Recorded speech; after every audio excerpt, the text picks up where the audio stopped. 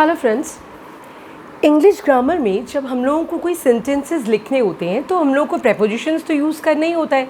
Without prepositions तो हम लोग सेंटेंसेस बना ही नहीं सकते, इसके बारे में सोच ही नहीं सकते। तो अगर आपको भी to, on, into, over ये सब कहाँ लगाना है, कैसे लगाना है, इसमें प्रॉब्लम्स आती है, तो ये वीडियो देखकर आपकी ये प्रॉब्लम दूर हो जाएगी। आप इस वीडियो को एंड तक देखिए और सीखिए कि प्रेपोजिशंस कैसे कहाँ यूज़ करते हैं। और ये सारे मैंने आज प्रेपोजिशंस बताए हैं जो हमें डायरेक्शन शो करते हैं। Prepositions that show us the direction, किस तरफ, किस ओर, कौन सी तरफ, कौन सी डायरेक्शन में हमें क्या प्रेपोजिशन यूज़ करना है, और आपकी अकॉर्डिंग टू नीड जो आपको ज़रूरत हो उसके हिसाब से आप ये प्रेपोजिशंस यूज़ करें। So let's start. सबसे पहले देखते हैं टू हम लोग कहाँ यूज़ करते हैं। See the example, last evening we went to the theatre.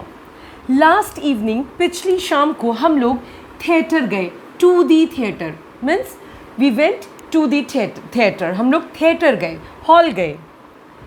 A car took us to the station, जब कोई जगह पर जाते हैं, to the theatre, to the station, उस जगह जा रहे हैं हम लोग, तो हम लोग यहाँ पर टू का यूज़ करते हैं। Last evening we went to the theatre, हम लोग थिएटर गए, हम लोग स्टेशन गए, so we went to the station, to the theatre.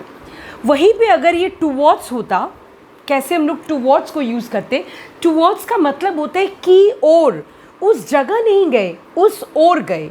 यहाँ पर हम लोग टू दी थिएटर, थिएटर में गए, टू दी स्टेशन, स्टेशन पर गए।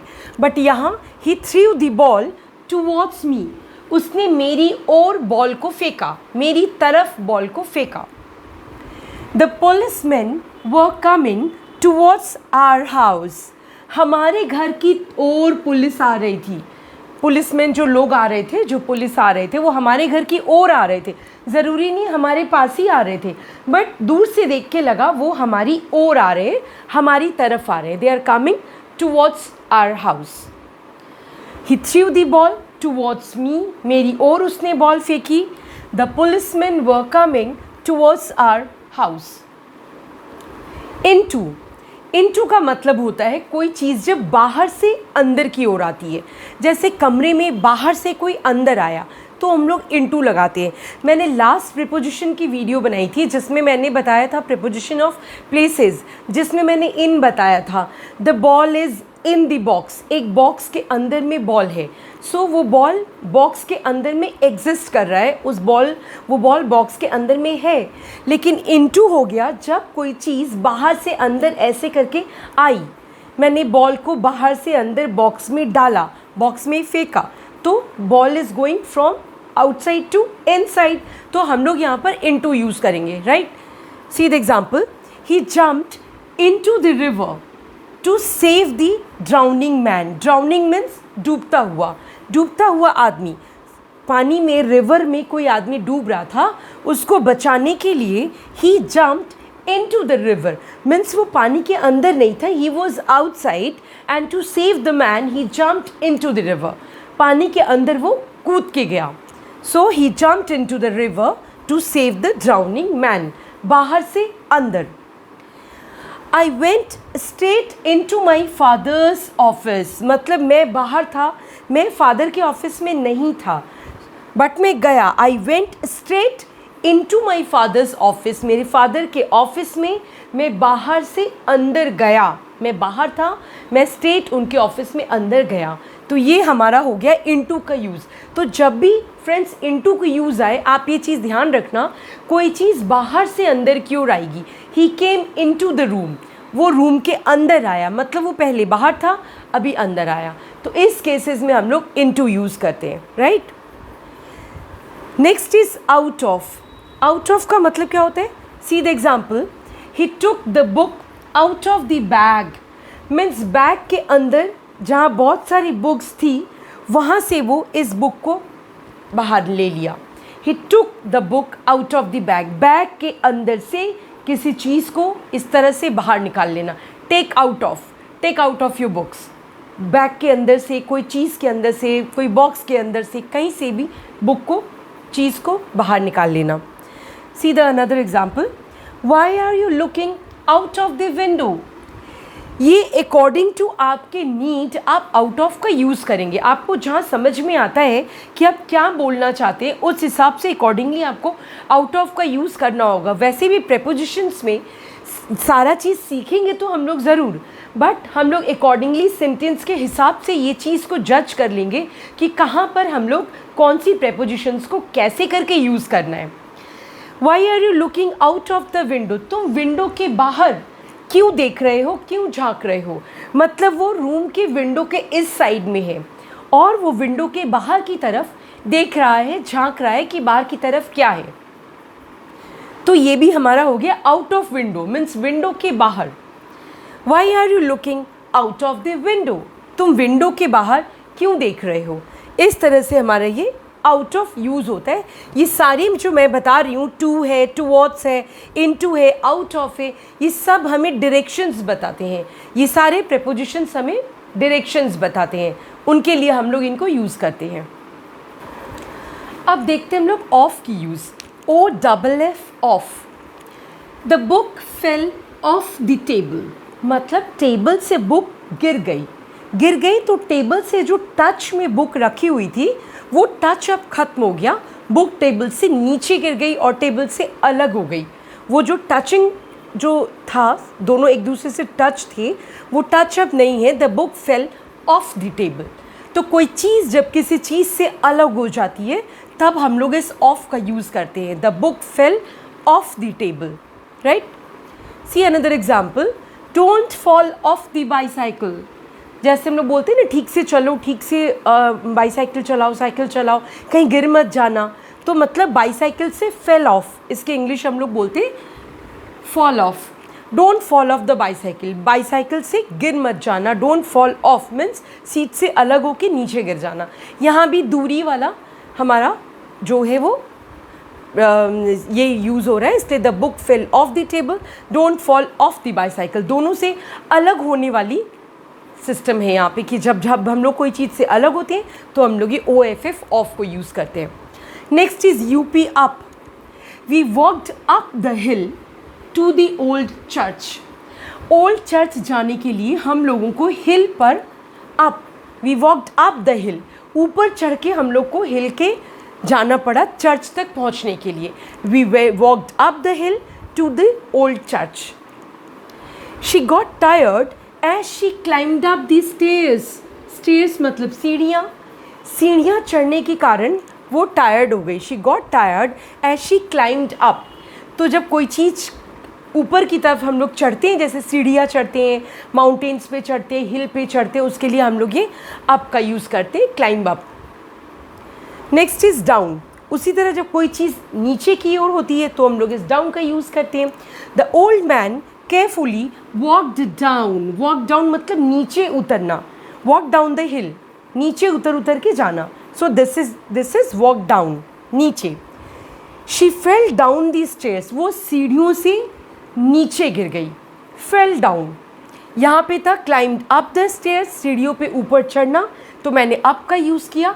अब सीढ़ियों से नीचे आना या नीचे गिर जाना, उसके लिए हम लोग ये डाउन का यूज़ करते हैं। फेल तो डाउन दी स्टेयर्स, क्योंकि गिर गई, सीढ़ी से नीचे ही कोई गिरेगा।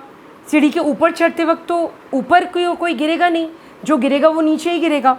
तो she fell down the stairs and she climbed up the stairs.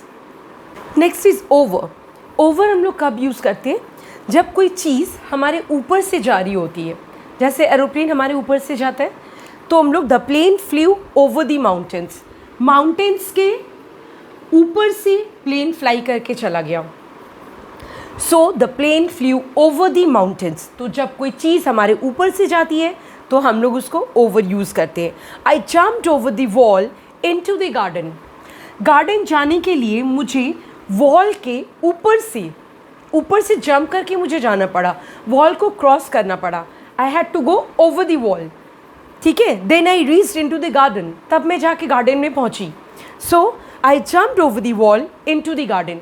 तो जब कोई चीज़ को ऊपर से लांग कर, ऐसे छलांग लगाकर, या फिर हमारे ऊपर से कोई चीज़ क्रॉस करती है, उस कंडीशन में हम लोग ओवर प्रेपोजिशन का यूज़ करते हैं। Next is along. अलोंग का मतलब हुआ कोई चीज़ के साइड बाय साइड होते हुए जाना। दे went for a walk along the river, means ये रिवर जा रही थी और रिवर के साइड बाई साइड से वो भी जा रहे थे।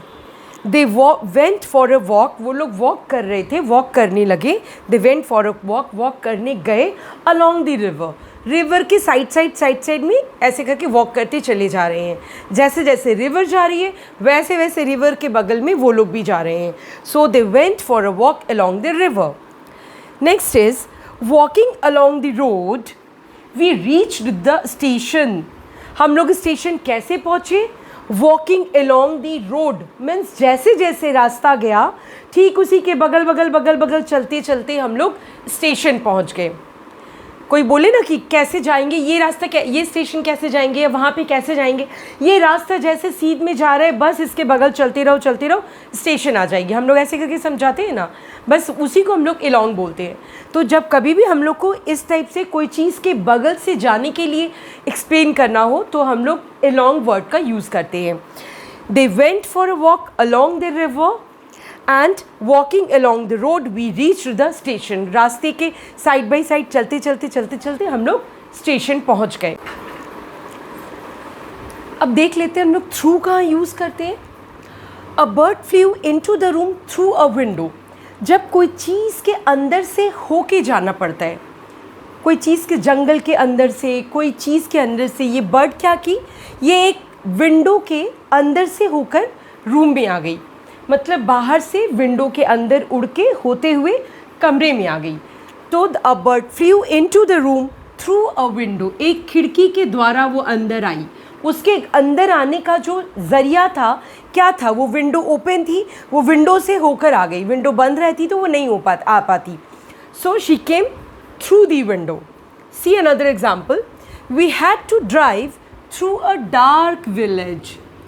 हम लोगों को गाड़ी चला के जाना पड़ा, कहीं हम लोग जा रहे थे तो जाते जाते रास्ते में एक अंधेरे गांव के बीच से होके हमें ड्राइव करके जाना पड़ा।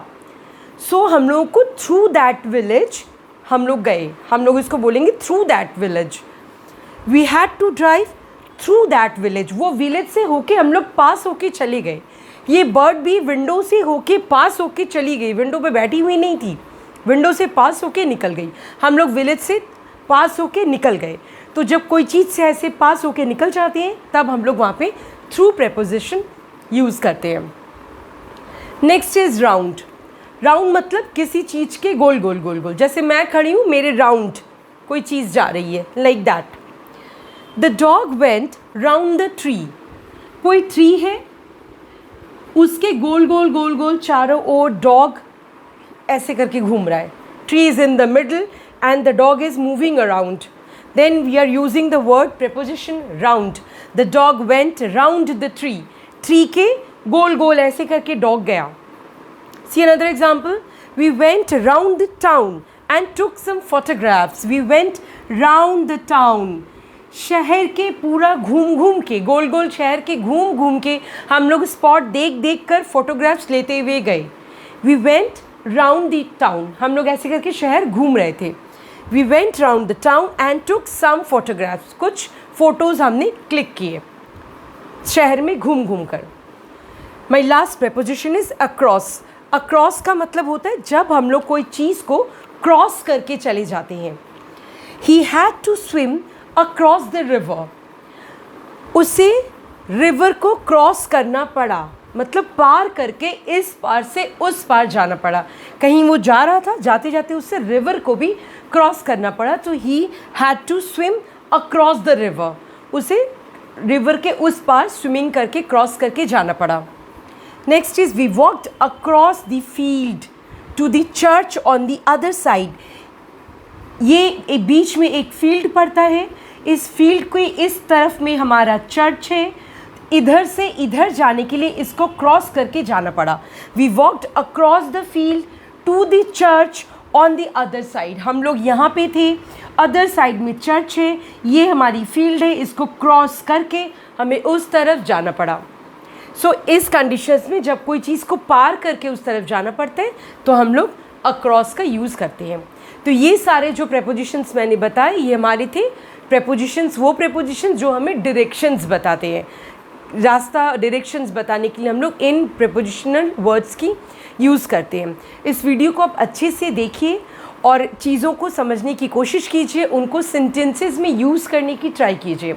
और जब एक रेगुलर हैबिट हो जाएगी कि कहाँ पे क्या यूज़ करना है, तो बोलते बोलते आप जब सेंटेंसेस बोलेंगे ना, तो ऑटोमेटिकली यही प्रेपोजिशंस, यही वर्ड्स आपके ज़ुबान पे आएंगे जो आना चाहिए, क्योंकि वो एक हैबिट में शामिल हो जाता है, दिमाग में उसकी मीनिंग चल रही होती है, अलग से याद नहीं करना पड़ता उधर पे क्या लगाना है, वहाँ क्या लगाना है, वो ऑटोमेटिक आपके दिमाग में आता चला जाता है।